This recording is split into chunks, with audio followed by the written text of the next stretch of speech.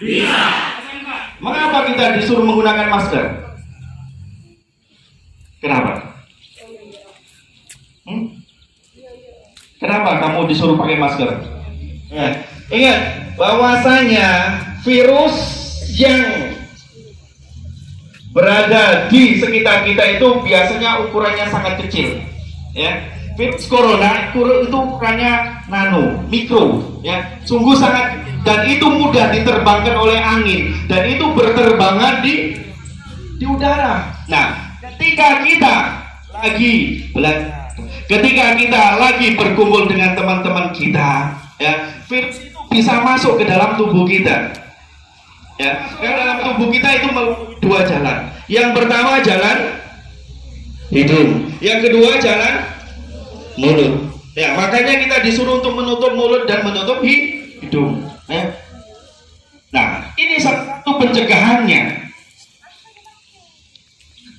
Ya, salah satu pencegahannya supaya apa? Supaya ada virus yang berterbangan sehingga virus itu tidak akan langsung masuk ke dalam hidung kalian. Karena apa? Pada saat itu kalian bernafas. Nafas kalian itu setiap saat dan setiap waktu. Oleh sebab itu ketika virus itu masuk ke dalam tubuh kalian, sistem imun dalam tubuh kalian itu tidak kebal, maka akan mudah terserang baik penyakit corona maupun penyakit yang lain. Ya. Oleh sebab itu salah satu pencegahan yang efektif adalah memakai masker. Yang kedua, kita usahakan menutup mulut. Bukan menutup mulut artinya begini. Ketika kalian melakukan aktivitas makan, usahakan ketika makanan-makanan kalian usahakan selalu dicuci.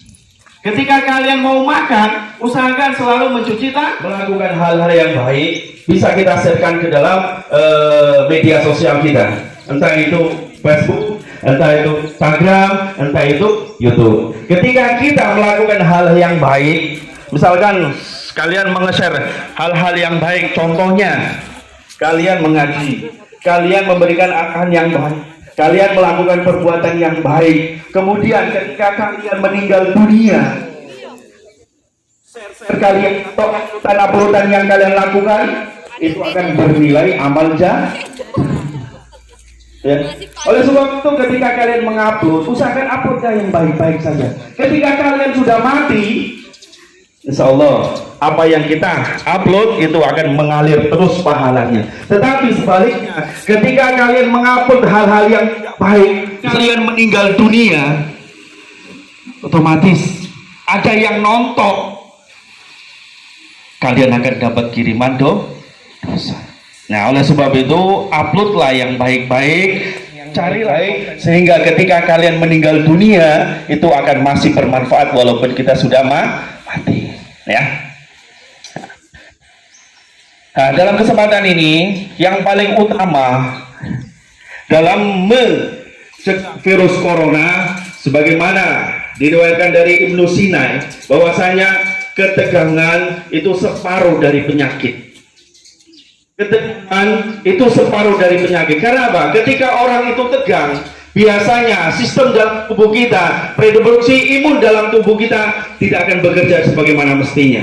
Contohnya yang paling mudah, ketika kalian buru-buru itu ke dalam keadaan tegang, apa yang kalian rasakan? Kalau kamu buru-buru, apa yang kamu lakukan? Yang kamu rasakan apa di dalam tubuh kamu? Deg-degan, otomatis detak jantungnya cepat. Sehingga apa? Tensinya naik, darah tingginya naik. Ya, misalkan yang laki-laki atau perempuan pada saat mengerjakan soal ujian, waktu tinggal 5 menit, kalian baru dapat separuh yang mengerjakan, apa yang kalian lakukan? Perasaan kalian apa? Panik. Otomatis, ya. Nah, terus apa? Dampaknya di dalam tubuh kita, pokoknya detak jantungnya itu akan berdebar begitu cepat. Ya, pikiran kalian seharusnya pikiran yang tenang, akhirnya kacau.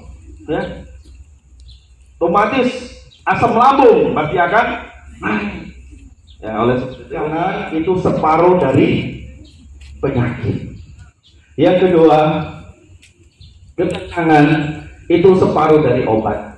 Ya, makanya ketika kita melakukan aktivitas apapun, usahakan dalam keadaan tenang. Bagaimana supaya kita tenang? Kita selalu berzikir kepada Allah. Ala bidzikrillah tatma'innul qulub. Sesungguhnya dengan kita berzikir kepada Allah, hati kita akan menjadi tenang. Ketika kalian menghadapi masalah apapun, ingatlah kepada Allah. Nanti Allah akan berikan jalan keluar dari setiap permasalahan yang kita hadapi. Ketika kalian panik, ketika kalian berangkat sekolah, walaupun kalian dari rumah memang sudah terlambat, usahakan dalam keadaan tenang, mintalah kepada Allah. Nanti Allah akan berikan kemudahan. Ya. Sampai di sini, tinggal ngomong aja, Pak, saya tadi sebutkan alasannya, jangan buat-buat, ya. Kemanjangan kita kalian membuat-buat alasan yang nggak masuk akal, ya kan? Ya, dengerin. Kalau bisa tunjuk jari saja, ya. Baik laki-laki dari sana atau dari sini, saya akan lihat dari sini. Hafalkan surat, hafalkan doa orang tua. Mudah nian. Ya. Yang mana duluan? Yang itu nah duluan. Yang mana? Itu nah. Oh, entar. Saya dari belakang sini ya, saya beri kelihatan. Saya ulangi lagi. Ya, siapa yang cepat ya? Hafalkan doa orang tua dan artinya. Lah kan? Ya, yang depan. Ya.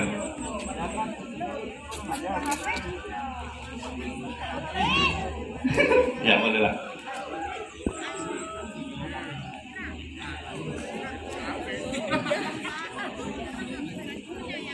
Ya, berdiri. Ya, berdiri. Taruh HP-nya. Menghadap ke sana. Ulangi sekali lagi. Ini dengerin, kebangetan kalau kita nggak bisa doa orang. Kita semua adalah anak. Kewajiban anak adalah berbakti kepada orang. Jangan pernah sekali-kali kita, ya, jangan sekali-kali kita membantah orang tua. Pernahkah kalian lahir dari batu? Ada. Kita semua pasti lahir dari orang. Ya, silakan baca kuat-kuat dan artinya.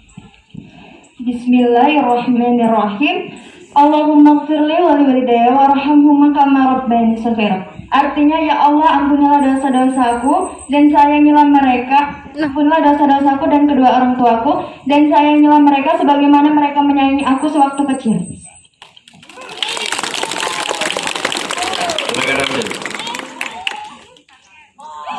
Ambil kelas berapa? Akan taksi mantap. Pulang ke mana? Oh, iya. Ya, silakan ambil. Iya.